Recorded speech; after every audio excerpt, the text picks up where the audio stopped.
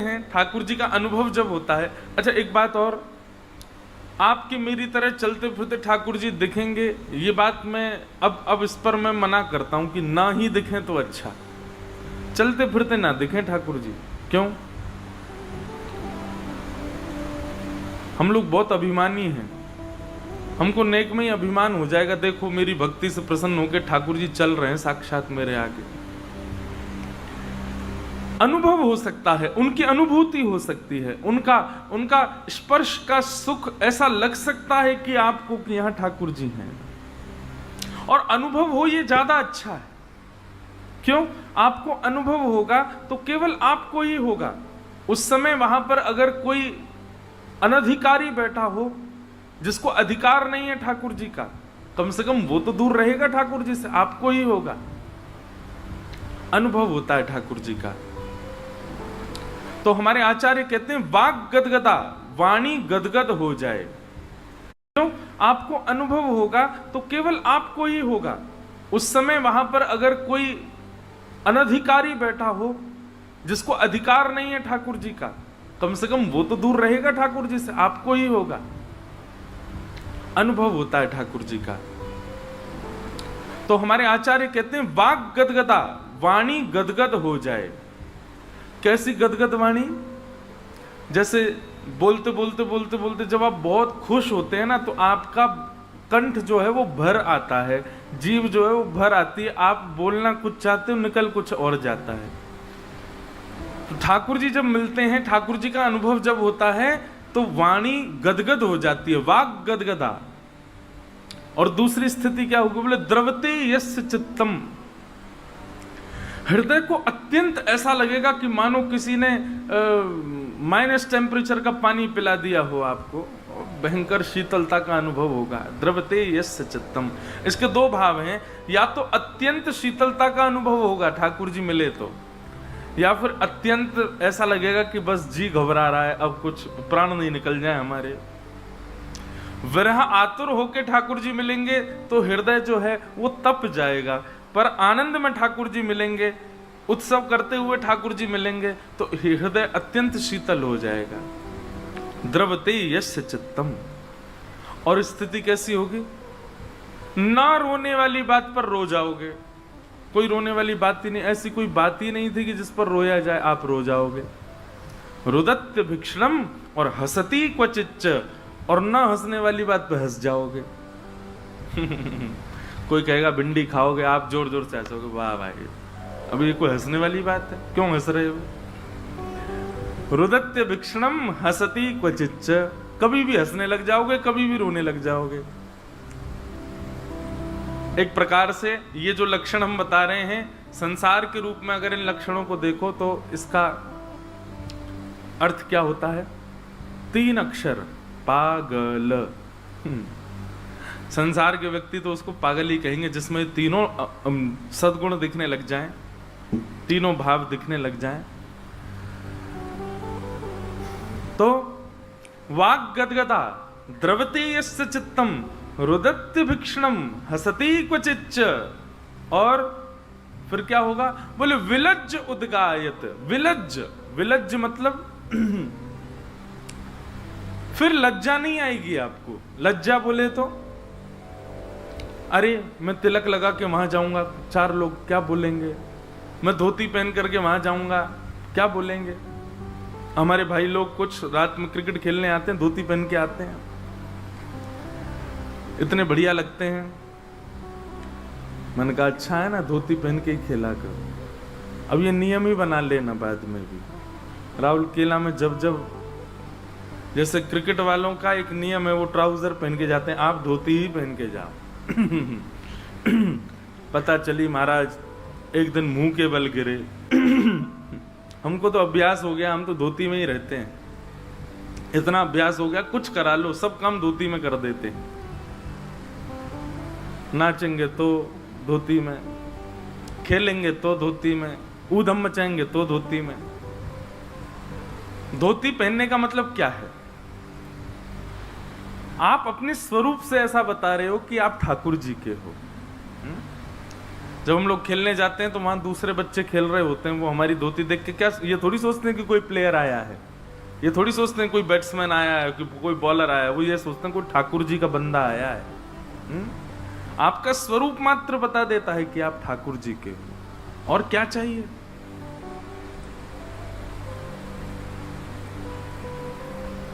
यही तो चाहिए।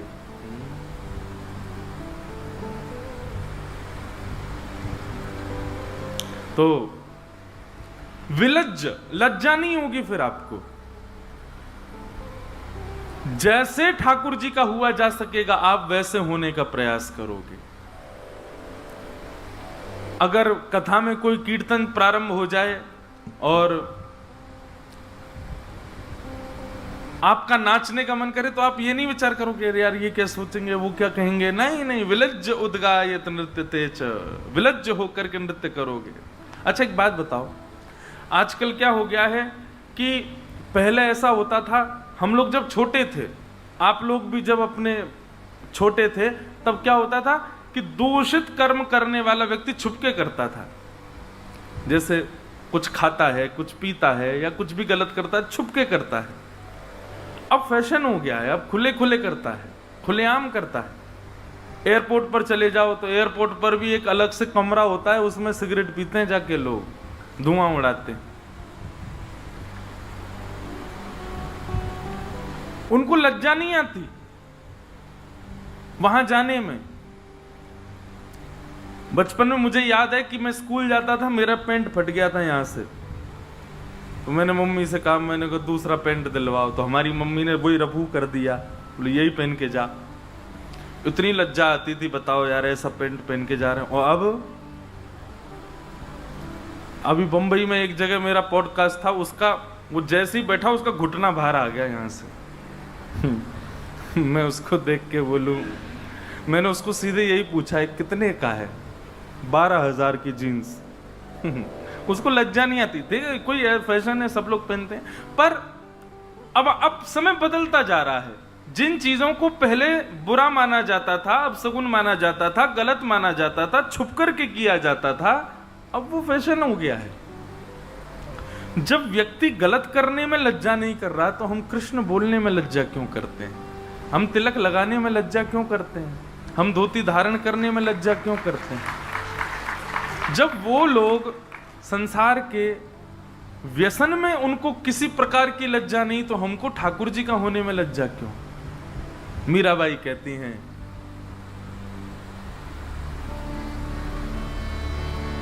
जिन भेषा मारो सावरो रीझे, जिन भेषा मारो सावरो रीझे, जिन भेषा मेरो गिरधर रीझे, जिन भेषा मेरो गिरधर रीझे, जिन भेषा राधा रमण जो रीझे, जिन भेषा राधा जिन भेषा मेरो गिरधर रीझे, जिन भेषा मेरो गिरधर रीझे, मैं सोही भेष धरूंगी, हो मैं तो सोही भेष धरूंगी, हाँ मैं तो सोही भेष धरूंगी, हो मैं तो सोही भेष धरूंगी। अरे हाँ मैं बैरागन हूँगी, मैं बैरागन, हाँ हूँगी, मैं बैरागन हूँगी, मैं बैरागन। देखो अब आप लोग कथा के कारण ऐसा वेश धारण करके बैठे हो, कथा के कारण। वास्तव में ये मान लीजिए कि जिस दिन कोई कारण नहीं होगा ना इस वेश को धारण करने का, समझ जाना ठाकुर जी मिल गए आपको। किसी कारण से, किसी ओकेजन के लिए, या फिर तीर्थ में जा रहे हैं, धाम में जा रहे हैं, उत्सव है तो ऐसे बन रहे हैं, तो समझो कि अभी ठाकुर जी दूर हैं, लेकिन कोई कारण नहीं है, बस अब नित्य का समय हो। अब मैं अगर तिलक हटा दूं अपना, बहुत विचित्र लगूंगा। मेरा स्वरूप का अंग, जैसे आप अभी जो सामान्य लोग यहाँ बैठे हैं, उनके बाल काट दो तो वो अजीब लगेंगे, उनकी आईब्रो बना दो तो वो अजीब लगेंगे, उनकी नाक काट दो तो वो अजीब लगेंगे, मतलब उनका तन की कोई स्थिति हटाओगे तो वो अजीब लगेंगे। पर वैष्णव केवल तिलक मात्र हटा दे तो ऐसा लगेगा पता नहीं क्या हो गया है, कुछ उजड़ गया है। इसका मतलब क्या है? भगवत चिन्ह अब मेरे स्वरूप का एक अंग हो चुका है, अब मैं उसके बिना रह नहीं सकता, मेरी पहचान बन चुका है। ठाकुर जी का अंकित चिन्ह मेरी पहचान बन जाए, इससे बड़ा और क्या संकेत हो सकता है कि ठाकुर जी ने मुझे स्वीकार कर लिया है।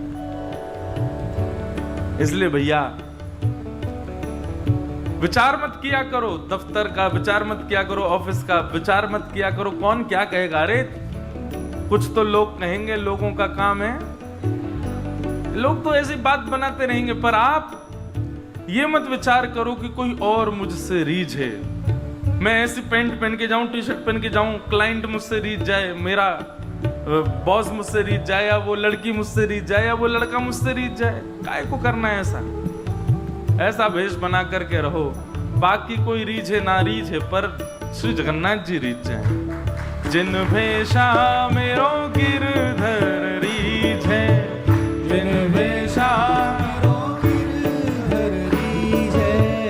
जिन भेषा मेरो साहिब रीझे, जिन भेषा मेरो साहिब रीझे, मैं सोही भेष धरूंगी हो, मैं तो सोही भेष धरूंगी, अरे हो मैं तो सोही भेष धरूंगी हो, मैं तो सोही भेष धरूंगी, अरे हाँ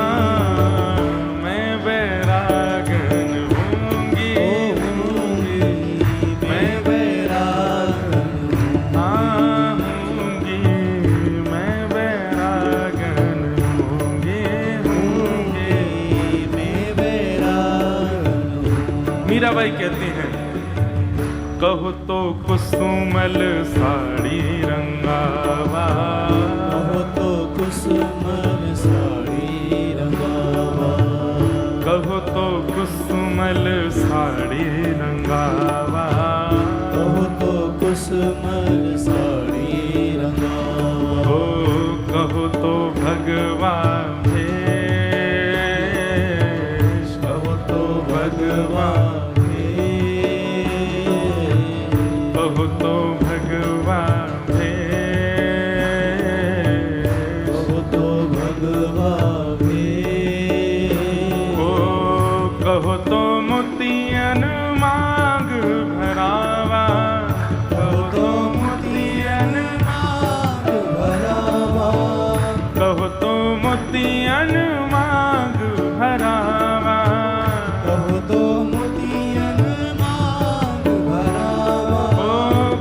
छिटकावा केश वाला, कहूँ छिटकावा के, हाँ वाला कहूँ छिटकावा केश वाला, कहूँ छिटकावा के, अरे हाँ मैं बैरागन हूँगी,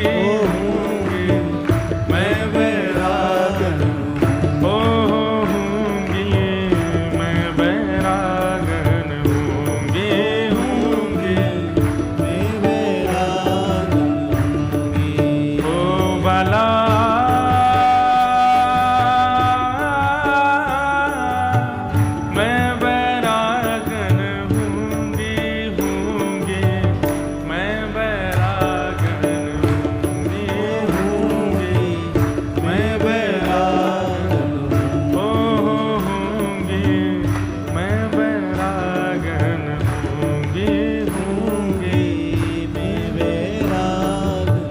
भाई दर दर भटक करके, सब झूठे लोग हैं संसार में, अब मुझे वैष्णव लेना चाहता है।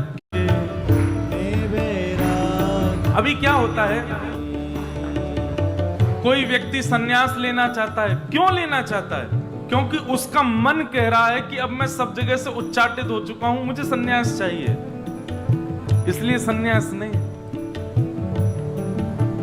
मुझे भक्त बनना है। क्यों? क्योंकि मैं देख चुका भाई, दर दर भटक करके सब झूठे लोग हैं संसार में। अब मुझे वैष्णव बनना, अब मुझे भक्त बनना है। आप अपनी इच्छा से सन्यास चाहते हो, अपनी इच्छा से वैष्णव बनना चाहते हो, अपनी इच्छा से भक्त बनना चाहते हैं, इसमें भी कहीं ना कहीं तो कमी है। इच्छा क्या होनी चाहिए? हम वो बनेंगे जिससे हमारे ठाकुर जी रीझेंगे। उनको प्रसन्न करना है मुझे, उनकी प्रसन्नता के लिए वो धारण करना है जिससे उनको प्रसन्नता। मेरे रोने से जो तुमको आए हंसी, तो मैं रो रो के तुमको हंसाया करूं। आप राजी रहो बस, यही भक्ति का मूल सिद्धांत है। लिख लीजिएगा, गुदवा लीजिए कहीं पर। जिन भेषा मारो गिरधर रीझे,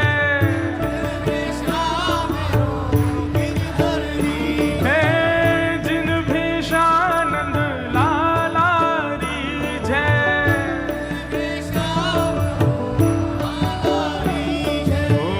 जिन भेषा मेरो सावर रीझे, विलज्ज उद्गायत नृत्य तेज। ठाकुर जी जिसको प्राप्त, वाणी गदगद। दूसरा,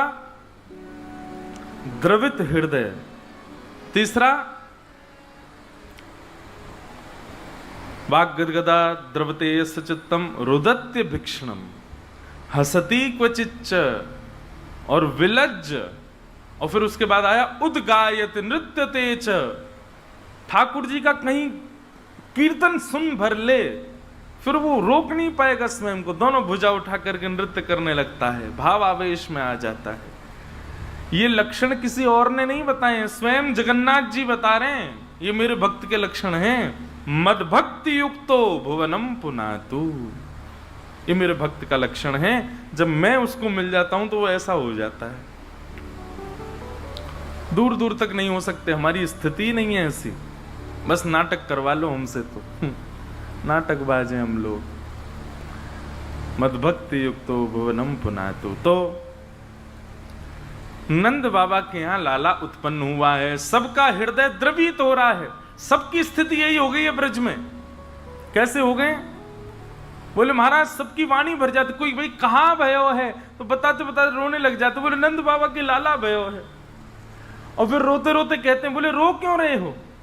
इधर देखो, इधर देखो, इधर देखो, रो क्यों रहे हो? तो क्या कहते हैं? बोले ये कहने में कष्ट लग रहा हो कि नंद बाबा के लाला भयो। नंद बाबा के ना, हमारे ही लाला भयो है। वाणी गदगद हो जाती है और फिर बताते बताते नाचने लग जाते हैं। अरे बधाई हो भैया, नंद बाबा के लाला भयो है। नृत्य करने लग जाते हैं, नेत्रों से आंसू भी गिर रहे हैं, हंस भी रहे हैं, नाच भी रहे हैं, गा भी रहे हैं। ऐसी स्थिति पूरे ब्रजमंडल की हो गई है। ऐसी स्थिति जब तक नाय बनेगी भैया, मत सोचियो कि ठाकुर जी तुम्हें मिल गए। ठाकुर जी नाय मिले, ठाकुर जी छू भी जाएंगे तो ऐसे हो जाओगे। तो पूरे ब्रजमंडल में आनंद हो रहा है, सब उत्सव मना रहे हैं।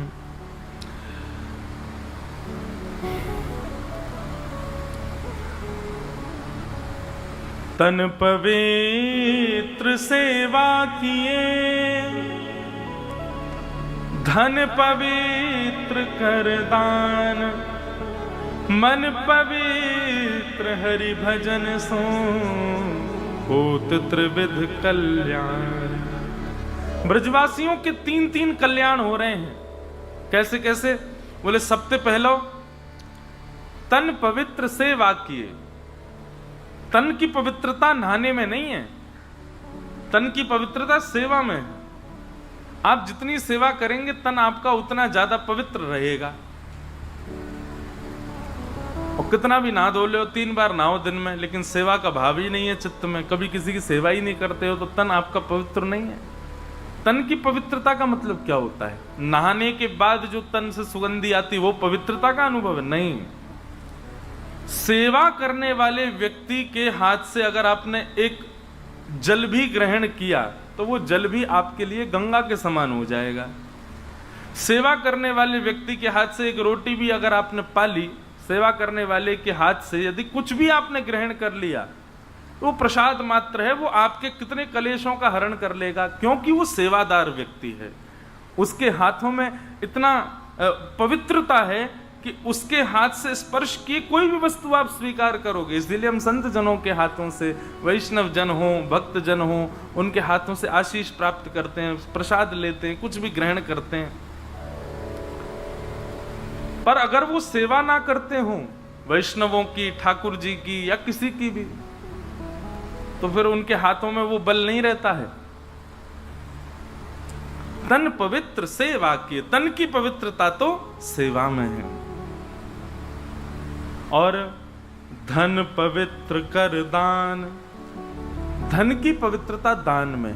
जितना ज्यादा दान किया गया होगा उतना घर का धन पवित्र होगा, और जितना रखा गया होगा गोपनीय करते हुए, समेटा हुआ रखा रहा होगा, ज्यादा खर्चे ही नहीं हुआ, दान ही नहीं हुआ, वो धन अपवित्र हो जाता है। आगे चल करके वंश में, परिवार में बुद्धि दूषित करेगा और उसी के कारण पूरा वंश नष्ट होगा। इसीलिए दान का विधान बताया गया। तो तन पवित्र सेवा किए, धन पवित्र कर दान, मन पवित्र हरि भजन सो। मन कैसे पवित्र होता है? बोले हरि का भजन करने से। ब्रजवासियों के तीनों हो रहे हैं, सेवा भी कर रहे हैं और दान भी कर रहे हैं। आपकी तरह नहीं कल टॉफी लुटाई जेब में धर के चल दिए।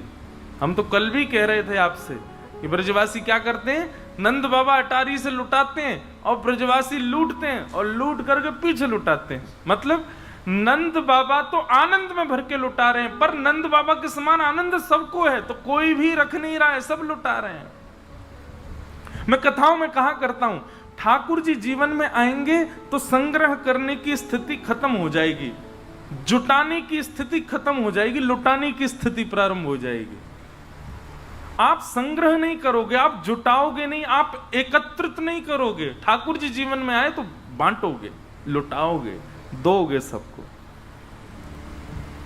केवल धन ही नहीं, कुछ भी, ज्ञान मिले तो ज्ञान भी बांटोगे, धन मिले तो धन भी बांटोगे, कुछ भी आ जाए। आज कोई आया आपके पास, उसको देने के लिए आप विचार नहीं करोगे कि कुछ लाऊं, आपके पास जो होगा वो दे दोगे तुरंत उसको। और सुनिए, कई बड़े बड़े लोग अपने यश के लिए ऐसा करते हैं, ले बेटा, अब जब जब वो दिखता है तब तो कहते मेरी अंगूठी कहाँ है जो मैंने तुझे दी थी। ऐसा नहीं। वैष्णव यदि कुछ देगा वो फिर भूल ही जाएगा कि मैंने क्या दिया, उस पर दृष्टि नहीं गाड़े रहेगा। अच्छा बेटा तुम वहां गए थे, मेरी वाली अंगूठी नहीं पहन के गए। ऐसा वैष्णव का स्वभाव नहीं होगा। वो ऐसी स्थिति में आ जाएगा जिसको जो दे देगा उसके बाद भूल और जाएगा कि मैंने कुछ दिया है। संग्रह का भाव नहीं रहेगा, बांटना प्रारंभ करोगे। ठाकुर जी जीवन में आएंगे तो नंद बाबा लुटा रहे हैं। नंद बाबा विचार नहीं कर रहे हैं कि कौन श्रेष्ठ है कौन अश्रेष्ठ है, बस अटारी पर चल करके देते जा रहे हैं, लुटाते जा रहे हैं। सब ब्रजवासी नाच रहे हैं, गा रहे हैं और भर भर के महाराज खूब लूट रहे हैं। हे जुग जुग जीवेरी यशोदा मैया तेरो ललना, बड़े भागते यशोदा मैया ऐसो सुत तेन जायो। पूर्ण ब्रह्म जगत को स्वामी सो तेन गोद खिलायो। या को मगवा दे पलनवा तेरो ललना, जुग जुग जीवेरी यशोदा मैया तेरो ललना। हमारे ब्रज के कई साहित्यों में तो ऐसा वर्णन आता है कि यशोदा मैया ने कितने दिनों तक तो ठाकुर जी कोई को दिखाए ही नहीं, बस ऐसे करके रखती हैं उनको। सब ब्रजवासी आकर के द्वार पर हल्ला कर रहे हैं, अरे नंद बाबा जी कोई बात है, इतने दिन आते उत्सव चल रहा है, नहीं दिखा तो दो लाला कैसो है।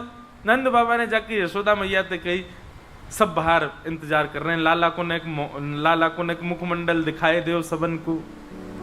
यशोदा मैया बोली मैं नहीं दिखाऊंगी, मेरो रत्न सो लाला है, मेरो नीलमणि। ठाकुर जी का जब तक नामकरण नहीं हुआ तब तक यशोदा मैया उनको नीलमणि कहती है। नीलमणि, नीले नीले ठाकुर जी। आज यशोदा मैया अटारी पर आकर के खड़ी है गई, महाराज जहां तक देखें वहां तक ब्रजवासी खड़े हैं, सब जय जयकार कर रहे हैं, नंद के लाला की जय, यशोदा के लाल की जय। अरे मैया ने एक मोड़ो दिखाई दे लाला को। यशोदा मैया आई बाहर, अटारी पे खड़ी भई और कपड़ा ते ऐसा हटायो, लाल जी के 2 चरण दिखा दिए। महाराज उन चरणन को देख करके ही सबरे निहाल है गए, ऐसे कमल जैसे बिल्कुल गुलाबी गुलाबी ठाकुर जी के चरण, और उन गुलाबी चरणन के ऊपर को भाग जो है वो नीलो नीलो है, तो मानो नील और गुलाबी कमल एक संग हो, ऐसे ठाकुर जी के चरण गदमदरा से चरण दिखाई दे रहे हैं। उनको देख करके ही सब ब्रजवासी आनंदित है गए। यशोदा मैया बोली बस अब इतना ही देखो, बाद में दिखाऊंगी मैं। चरण देख करके ही सब ब्रजवासी आनंदित हो रहे हैं। उस आनंद का वर्णन नहीं कर सकते बंधुओं। सब ब्रजवासी नाच रहे हैं, गा रहे हैं, उत्सव मना रहे हैं। हमारे नाना जी एक प्रसंग सुनाया करते थे कि लाला ठाकुर जी को जन्म तो भयो देवकी मैया के यहाँ, तो फिर ठाकुर जी सब लीला देवकी मैया के यहाँ ही कर लेते, ये यशोदा मैया के यहाँ काहे को आए?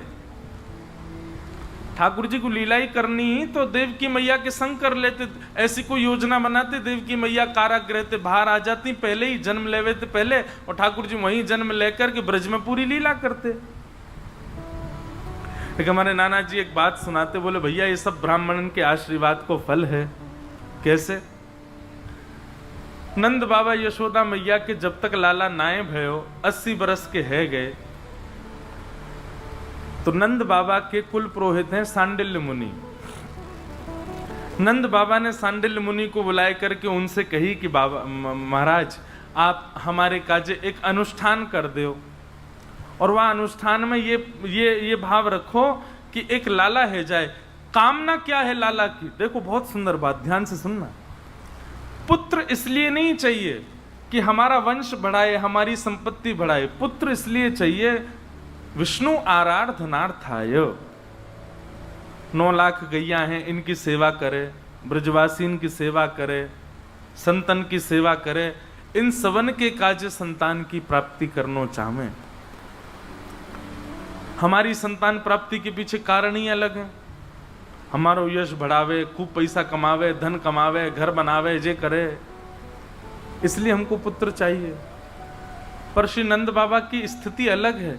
नंद बाबा को भाव कहा है, बोले इतनी सारी गैया हैं, इन गैयान की सेवा करवे वारो एक ग्वारिया चाहिए मोह। तो इतने संत हमारे यहाँ, हमें उन संतन के पाम धो धो करके, भैया मैं तो बूढ़ो है, चलो कौन करेगो, संतन को आनो लगो रे हमारे यहाँ, उनके पाम धोबे वारो एक सेवक चाहिए। और ये सबरे ब्रजवासी भैया, ये सबरे मुकु राजा माने, मेरे बाद इन ब्रजवासी की सेवा करवे वारो कोई होना चाहिए, यमुना जी की सेवा करवे वारो कोई होना चाहिए। हमारे नाना जी कहते लाला गौ सेवा, संत सेवा, ब्राह्मण सेवा, ब्रजवासी सेवा, यमुना सेवा, इन सेवान के भाव से पुत्र की याचना करी तो परब्रह्म ने मन बनायो कि भैया ये सेवा तो मैं ही कर सकूं, कोई सामान्य बालक ना करेगा, या हमारी मैं ही तुम्हारो लाला बन के आऊंगा। यदि कोई सामान्य व्यक्ति इस भाव से पुत्र की याचना करे, कई लोग आते हैं मेरे पास, छोटे छोटे लालाओं को लेके आएंगे, बालकों को लेके, और कई लोग आते हैं बड़े बड़े मुष्टंडे लेके, महाराज जी इसके सिर पे हाथ धर दो, इसकी बुद्धि सुधर जाए, महाराज जी इसके सिर पे हाथ धर दो, मेरी आज्ञा मानने लग जाए। अरे कोई मेरे हाथ में क्या है, मैं अपने सिर पे हाथ धर लूं कि मैं करोड़पति बन जाऊं। लेकिन कई माताएं छोटे छोटे बालकों को, महाराज जी इसको आप आशीर्वाद दे दो कि ऐसा भक्त बने कि कालांतर में ये आपकी कथा कराए, ये श्री जगन्नाथ महाप्रभु का महा उत्सव करे, ये वृंदावन धाम जाकर के खूब वैष्णव बन जाए।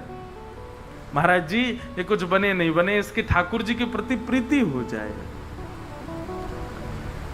ये सब बातें सुनकर के ना हृदय से आशीर्वाद निकलता है। लेकिन जब कोई यूं कहता है कि महाराज जी इसको आशीर्वाद दे दो ये पास हो जाए, फिर आशीर्वाद ये लगता है बेटा पढ़ लो, हम क्या आशीर्वाद दें, हमारे आशीर्वाद से पास होना होता तो सारे चार्टर्ड अकाउंटेंट हमारे पास ही बैठे होते, पढ़ नहीं रहे होते, आशीर्वाद देते रहो हम पास हो जाएं। बालकों के प्रति या बंधुओं संसार की कोई भी वस्तु की कामना करो, कृष्ण संबंध के साथ कामना करो। हमें घर बनाना है अपने लिए, ये संसारी इच्छा हो गई, पर हमें ठाकुर जी के लिए एक सुंदर स्थान बनाना है। तो फिर याद रहे वो घर, उसमें अपने कमरे छोटे हो जाएं, ठाकुर जी का व्यवस्थित होना चाहिए। आप कभी हमारे घर आओ, हमारे श्री लाल जी का कक्ष देखो। हमारे लाल जी बाहर नहीं विराजते, कक्ष में रहते हैं अपने। और जहां कहीं भी रुकने जाएंगे वहां भी इनका एक सेपरेट कक्ष होता है, सेपरेट इनकी सब व्यवस्था होती है। और मैं बहुत जल्दी लग रहा हूं इनका पासपोर्ट और बनवाऊं, अगली बार से कहीं जामे तो इनकी एक सीट और हो, इनका आईडी कार्ड भी ले हो। भाई ठाकुर जी हैं, इनका ही राज है, हमारा राज थोड़ा ही है। इन्हीं की ही कृपा है, इन्हीं की वजह से ही हम राउल केला है, इन्हीं की वजह से बंबई जाते हैं, इन्हीं की वजह से दुनिया में घूमते हैं। अपना कोई अस्तित्व थोड़ा ही है। तो कोई भी कामना करो, कामना के पीछे कृष्ण संबंध जरूर होना चाहिए। हमें गाड़ी भी चाहिए तो गाड़ी अपने लिए नहीं, हमको ठाकुर जी के लिए एक रथ चाहिए, ऐसी भावना रखो। और उसमें फिर महीना 2 महीना में ठाकुर जी को कहीं ले जाया करो, उसमें बैठा के। ठाकुर जी के भाव से रथ की कामना करोगे तो फिर ठाकुर जी जिम्मेवारी रखेंगे, खरोंच भी नहीं आ जाए, मेरो रथ है, ठुकनो नहीं चाहिए, कहीं आपको एक्सीडेंट नहीं आ जाए, मेरो रथ है। ठाकुर जी की भावना से संसार की कामना करो तो वो संसार की कामना भी भक्ति बन जाएगा। तो नंद बाबा ने सांडिल मुनि से कही कि आप एक अनुष्ठान करो, हमारे घर लाला है जाए। और लाला के पीछे कामना केवल इतनी है, गौ सेवा, संत सेवा, ब्रजवासी सेवा करवे वारो लाला होए। तो सांडिल मुनि बोले मैं तो एक अनुष्ठान में जा रहा हूं, मैं तो ना आ पाऊंगा, मैं अपने भांजे को भेज दूंगा, वो बढ़िया पंडित है, वहां को भेज दूंगा। अब सांडिल मुनि के जो भांजे थे उन्होंने, वो पहले कभी वृंदावन गए नहीं थे, उनको भेज दिया। 21 ब्राह्मणों को संग लेकर के महाराज सांडिल मुनि के जो भांजे थे वो वृंदावन गए, गोकुल गए। और गोकुल में जैसे ही गए महाराज तो सब घर के सदस्य प्रणाम करते हैं। और हमारे वृंदावन में आज भी नियम है, माताएं बहनें सिर ढक करके प्रणाम करती हैं। सिर ढकना या मुख ढकना ये कोई ऐसा नहीं कि मुख नहीं दिखाना, बस एक सम्मान की भावना है। हम किसी के सम्मान में बस ऐसा कर रहे हैं, और कोई इसके पीछे कोई विशेष कारण नहीं। बाकी तो ये मुगल जब आए ना भारत में, उसके बाद ज्यादा इसकी प्रथा हो गई। पहले माताएं इतना घूंघट थोड़ी करती थी। यशोदा मैया हो, कौशल्या मैया, उस समय में कोई इतना घूंघट थोड़ी होता था। ये मुख छुपाने की जो भावना है, ये तो मुगलों की कुदृष्टि से बचाने के लिए हिंदुओं के घरों में ऐसा करना पड़ना प्रारंभ किया। और फिर वो उसको प्रथा मान लिया लोगों ने। प्रथा नहीं है ये। भारत की माताओं के लिए ऐसी कोई प्रथा नहीं कि मुंह छुपा के ही रहना है उनको। और सिर ढकना तो ये तो अब भाई लोग तो, हम लोग तो मॉडर्न ज्यादा ही हो गए हैं। नहीं तो प्राचीन काल में एक भी आप किसी को नहीं देख सकते बिना पाग बिना मुकुट के। पुरुष भी नहीं रहते थे, वो सिर पर भी कुछ ना कुछ बांध करके रखते थे। ऐसा माना जाता है, शास्त्राज्ञा, हमारे पाप हमारे केशों में निवास करते हैं। इसीलिए शुद्ध कार्यों में या फिर घर में कुछ ऐसा हो जाए उसके बाद केश दान किए जाते हैं, मुंडन संस्कार होता है। और कई प्रांत भारत के ऐसे, वहां तो हर 15-20 दिन में मुंडन हो जाता है, करते ही रहते हैं, क्योंकि इनमें पाप निवास करता है। इसलिए इनको ढक करके रख। इसीलिए बाल कहीं किसी सब्जी में गिर जाए, रोटी में गिर जाए, कहीं उसको पाना ही नहीं चाहिए। उसको तुरंत कहीं बाहर करो, किसी जीव जंतु को खवाए दो, स्वयं नहीं पाना है उसको, क्योंकि उसमें पाप निवास करता है। इसलिए प्राचीन काल में ढक करके बांध करके रखते थे कि ये कहीं ज्यादा गिरे ना किसी के। अब केश गिर गए, आपने उस पर पैर रख दिया तो जिसके केश हैं उसके पाप आप में आ जाएंगे। चलो कल से तुम भी और मैं भी दोनों पाग पहने हैं। इसलिए सिर ढकने की प्रथा हमारे शास्त्रों में है, भाइयों के लिए भी है, माताओं के लिए नहीं अकेले। पर माताएं बेचारी अभी भी पालन करती, भाई तो कुछ पालन करते नहीं। तो यशोदा मैया ने जब उनको प्रणाम किया, घूंघट लगा रखा था, और जैसे ही प्रणाम किया तो उनको लगा कोई नवीली दुल्हन है। और दुल्हन महाराज जान करके उन्होंने तो सीधा आशीर्वाद दिया, बोले पुत्रवती भव। यशोदा मैया को आशीर्वाद पुत्रवती भव का दे दिया। तो यशोदा मैया बोली, बोले बाबा तो फिर ध्यान रखियो, 80 वर्ष की आयु है गई है हमारी और आपने पुत्रवती भव को आशीर्वाद दियो है। सांडिल मुनि के जो भांजे हैं वे आनंद में भर गए और बोले मैया अब तो चाहे ठाकुर जी को ही आना पड़े लेकिन आपके पुत्र तो होएगा, क्योंकि शास्त्राज्ञा है ब्रह्म वाक्यम जनार्दनम। ब्राह्मण जो बोलता है जिम्मेवारी ठाकुर जी लेते हैं उसको पूरी करने की। अब तो हमने कह दियो कि आपके लाला होएगा तो होएगा, और बाकी मैया नहीं तो एक काम करो, चकाचक 21 ब्राह्मणन को बढ़िया सुंदर एक यज्ञ कराए दो, वहां में हम सबरे अनुष्ठान कर देंगे और अनुष्ठान में आप बढ़िया दक्षिणा दे दियो, बढ़िया भोजन पानी कराए दियो, बढ़िया जाप करेंगे, आपके घर लाला होएगा। नंद बाबा ने यमुना के किनारे बढ़िया सुंदर तंबू लगवायो, एक बढ़िया मथुरा से हलवाई बुलवायो, 21 ब्राह्मणन की रहवे सोवे की व्यवस्था कर दी। भैया अनुष्ठान चलेगो, नंद बाबा के यहाँ लाला होना चाहिए। बहुत ध्यान से सुनियो। हलवाई आकर के प्रसादी बना रहे हैं। पहले दिन को अनुष्ठान,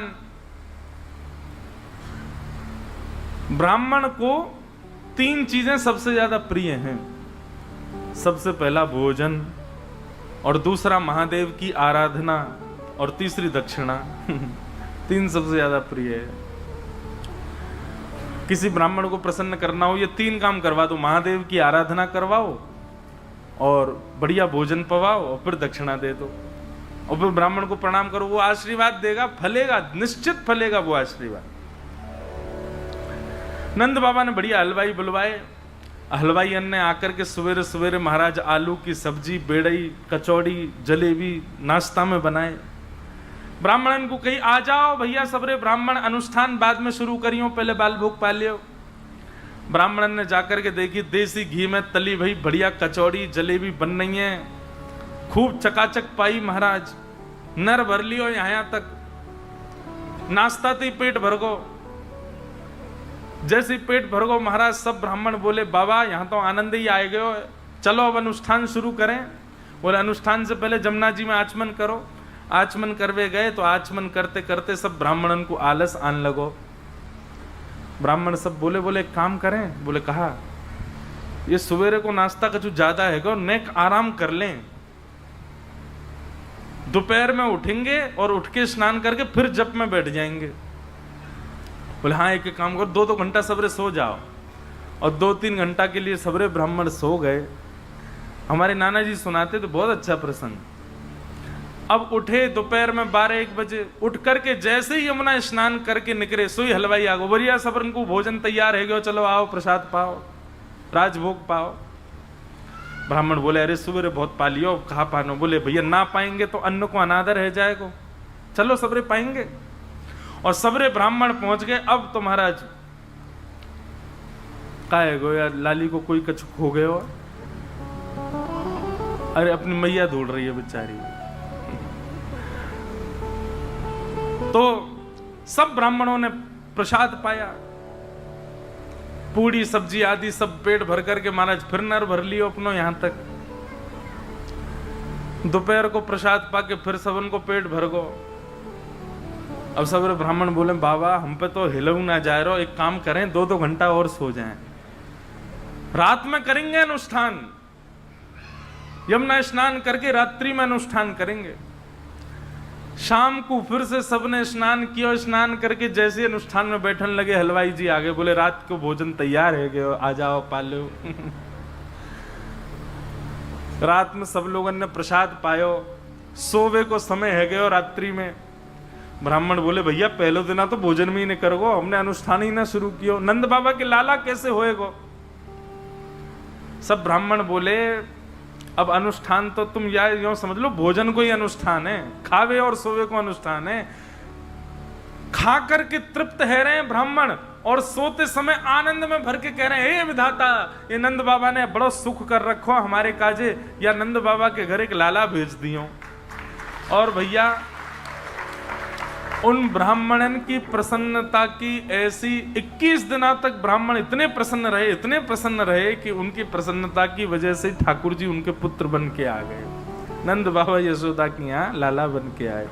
जन्म कहीं और लियो, लेकिन ब्राह्मणन को प्रसन्न कियो है नंद बाबा ने, यहाँ मारे उनके यहाँ ठाकुर जी पुत्र रूप में पधारे। ऐसे हमारे पूज्य नाना जी सुनाया करते। देखो बंधुओं, अनुष्ठान हो, यज्ञ हो, उसमें विधि कैसी है ये जरूरी है, नियम कैसा है ये जरूरी है, दक्षिणा कैसी है ये जरूरी है, भंडारा कितना बढ़िया है ये जरूरी है, पर उससे भी कई ज्यादा जरूरी है कि जो ब्राह्मण आए वो प्रसन्न होके गए कि नहीं, ये बहुत जरूरी है। आजकल लोग अनुष्ठानों में इस बात का बिल्कुल ध्यान नहीं रखते, उनको लेबर की तरह ट्रीट करते हैं। हमको बहुत कष्ट होता है कभी कभी, ऐसा नहीं होना चाहिए। इसीलिए अनुष्ठान सफल नहीं हो पाता, क्योंकि आप ब्राह्मण को प्रसन्न ही नहीं कर पाते। उसकी प्रसन्नता कोई बहुत बड़ी थोड़ी है, उसको बस सम्मान चाहिए, आदर चाहिए, प्रेम चाहिए। उसको इतना प्रसन्न करो कि वो आपके अनुष्ठान को हृदय से करे। आपका अनुष्ठान पूर्ण क्या, साक्षात ठाकुर जी प्रकट हो जाएंगे। ब्राह्मण में इतना बल है। तो ब्राह्मणों की कृपा से ठाकुर जी इनके यहाँ लाला बन करके पधारे हैं। बोलो कृष्ण कन्हैया लाल की। एक राक्षसी जिसका नाम है पूतना, वो गोकुल में आई है ठाकुर जी को मारवे के काजे। भक्ति में सबसे पहली अड़चन कौन सी आएगी? भक्ति में सबसे पहली रुकावट आती है पूतना। पूतना यानी कि अविद्या, अविद्या यानी कि अज्ञान, अज्ञान यानी कि सद और असद की पहचान ना होना, इसको अविद्या कहते हैं। बंधुओं, आप कितना भी भजन कर लो, परिक्रमा कर लो, जप कर लो, कीर्तन कर लो, पर अविद्या को दूर तो केवल कोई गुरुवाणी ही कर सकती है। जब तक आप गुरुवाणी का आश्रय नहीं लोगे, जब तक आप किसी सत्संग का आश्रय नहीं लोगे, आपकी अविद्या नहीं मर सकती। इसलिए सत्संग युक्त होकर के ही भक्ति के मार्गों को स्वीकार करो। बिना सत्संग के आपके, अब चाहे आप 3 घंटे सुनते हैं, ऐसा हो ही नहीं सकता कि 3 घंटे में एक सूत्र आपके संशय का समाधान ना करता हो। इतने सारे सूत्र व्यासपीठ से कहे जाते हैं, एक सूत्र तो आपके लिए होता होगा। इसलिए अविद्या रूपी पूतना को मारने के लिए सत्संग रूपी कृष्ण का आश्रय जरूर लेना पड़ेगा आपको, नहीं तो भक्ति में सबसे पहली अड़चन आएगी अविद्या। अविद्या ही पूतना है। पूतना भगवान, पूतना महाराज कंस के शत्रु को खोज रही है, और खोजते खोजते पूतना ने क्या किया, अपने पयोधर में विष लगा करके जाती है, और 10 दिन के अंतराल में जितने बालकों ने जन्म लिया है ब्रजमंडल में, उसने सुंदर रूप धारण किया, सुंदर भेष धारण किया, उसको धारण करके जाती है। कोई भी उसको रोकता नहीं है, सब सोचते हैं इतनी सुंदर, इतने अच्छे कपड़े पहन के आई, अच्छे घर की होगी। नए नए बालकों को उसकी गोद में दे देते हैं खिलाने के लिए। चुपके से वो अपना पयोधर बालक के मुख में देती है, पयोधर में लगा विष बालक के मुख में जाता है, बालक मर जाता है। घूमते घूमते पूतना का आगमन हुआ गोकुल में। बहुत ध्यान से सुनिएगा, मुझे ये विषय बहुत अच्छा लगता है इससे, क्योंकि वैष्णवों को बहुत कुछ सीखने को मिलेगा पूतना के इस विषय से। पूतना ने गोकुल में प्रवेश किया। पूतना का वास्तविक रूप कैसा है? राक्षसत्व रूप है उसका, राक्षसी है वो। ना देखने में सुंदर है, ना बोलती अच्छा है, ना चलती अच्छा, कुछ भी अच्छा नहीं है उसका। अत्यंत कुरूपणी भयावह है, परंतु केवल और केवल सबके चित्त में विश्वास प्रकट करने के लिए, अपने लिए, कि सबको मुझ पर विश्वास हो जाए, सुंदर बन करके गई है, बनावटी बन करके गई है, अपने वास्तविक रूप में नहीं गई है। पूतना ने जैसे गोकुल में प्रवेश किया, सब पूतना के रूप पर आकृष्ट हो गए। उसकी चाल देखो, उसके नेत्र देखो, उसकी मुस्कान देखो, उसके केश देखो, उसके वस्त्र देखो, उसके आभूषण देखो, उसकी हर वस्तु आकर्षण कर रही थी सबका अपनी ओर। ब्रजवासी गा रहे हैं, नंद घन आनंद भयो जय कन्हैया लाल की, नाच रहे हैं, गा रहे हैं। 6 दिन हो गए, 6 दिन से कोई सोया भी नहीं है, किसी ने भोजन भी पाया ढंग से ऐसा किसी को पता नहीं है। बस उछालते हुए बधाई, कोई खावे की वस्तु आ जाए तो वही को खा करके पेट भर रहे हैं अपनों। कोई व्यवस्थित भोजन भी नहीं किया ब्रजवासियों ने, इतना उन्मुक्त हो चुके हैं उत्सव में। और उस उत्सव के बीच में जब पूतना आती है तो ब्रजवासी नाचते नाचते जैसी पूतना को देखते हैं तो आकृष्ट हो जाते हैं। अरे देखो तो कितनी सुंदर, पुरुष तो पुरुष, माताएं भी उस पर मोहित हो गई, गोपियां भी उस पर आकृष्ट होने लगी। छोटे छोटे बालक अपनी माताओं के पास जाकर के कहने लगे, बोले मैया हमारी उम्र है गई, हमारा ब्याह करा दे। बोले ब्याह करा दे, कौन तो ब्याह कराऊं? बोले वो जो आ रही है बातें करा दे। इतनी सुंदर।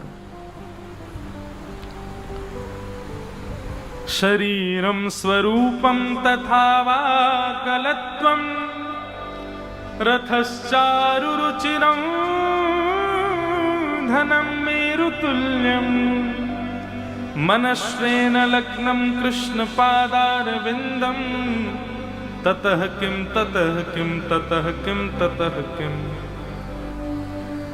चाहे कितना भी सुंदर शरीर आपने बना लिया हो, कितना भी सुंदर रूप आपने पाया हो, कितना भी सुंदर धन आपने कमाया हो, कितनी भी सुंदर कन्या या वर से आपने ब्याह किया हो, कितनी भी गाड़ियां खरीद ली हो, कितना भी संपत्ति वैभव कमा लिया हो, कितना भी बड़ा व्यापार क्यों ना कर लिया हो, लेकिन मनश्रेण लग्नम कृष्ण पादारविंदम, इन सबको पाने के बाद मन कृष्ण के चरणारविंदों में नहीं लगा हो तो रावण के पास भी ये सब कुछ था। हमारे पूज्य नाना जी कहते थे रावण देखने में ज्यादा बुरा नहीं लगता था, अच्छा था, उसका रूप भी अच्छा था, उसका शरीर भी अच्छा था। उसकी पत्नी मंदोदरी, कहते हैं जब सीता जी की खोज करने हनुमान जी गए तो एक बार तो मंदोदरी को देख करके उनको लगा यही तो नहीं है सीता जी, मतलब कहीं ना कहीं रिजेंबल हो रही है। और वो भी हनुमान जी नहीं पहचान पा रहे तो समझो मंदोदरी को हम तो सीता जी समझ लेते। पत्नी भी अच्छी है और वैभव कैसा रावण का। हनुमान जी महाराज कहते हैं जब मैं लंका गया तो लंका देखते ही मेरे मन में आया इतनी सुंदर नगरी मैंने जीवन में कभी नहीं देखी। संपत्ति भी अच्छी है, सब कुछ अच्छा था रावण का। आज की डेट में एक व्यक्ति की जो जो इच्छाएं होती हैं ना, वो सारी इच्छाएं रावण की भी थी। अच्छा घर हो, अच्छी पत्नी हो, अच्छा वैभव हो, अच्छा नाम हो, अच्छा यश हो, अच्छा संपत्ति हो, अच्छा मेरा शरीर हो, अच्छा मेरा रूप हो, सब रावण के पास था, सब कुछ था रावण के पास। लेकिन क्या नहीं था? मनश्रेण लग्नम राम चरणारविंदम, उसका मन राम जी के चरणों में नहीं लगा था। क्या हुआ? ततः किम ततः किम ततः किम ततः किम, सब व्यर्थ हो गया। हनुमान जी महाराज ने लंका क्यों जलाई पता है? क्योंकि हनुमान जी ने जैसी लंका को देखा तो लंका देख करके उनको लगा इतनी सुंदर लंका। बाद में जब उन्होंने देखा कि इस लंका में राम जी तो है ही नहीं, ये मुझको भा कैसे गई? बिना राम की युक्त वस्तु यदि मुझे भा गई है तो इस वस्तु को मैं ऐसा कर दूंगा कि ये मुझे भाए ना। या तो राम युक्त हो, और राम युक्त नहीं है तो इसको जला दूंगा मैं पूरी को। पूरी लंका जला दी उन्होंने। और जब लंका जल गई ना तब हनुमान जी देखे, बोले हाँ अब बढ़िया है। जो जिसके पास राम जी नहीं उसकी ऐसी स्थिति होनी चाहिए, चाहे वो कितना भी सुंदर बढ़िया क्यों ना हो। इसलिए भैया कोई भी योग्यता आपको मिली हो जीवन में पर कृष्ण युक्त होकर के नहीं मिली है तो मैं आपको एक बात की गारंटी दे सकता हूं, वो कांस्टेंट नहीं हो सकती, कभी ना कभी छूट जरूर जाएगी। इसलिए श्री कृष्ण युक्त होकर के आप वस्तु को स्वीकार करो।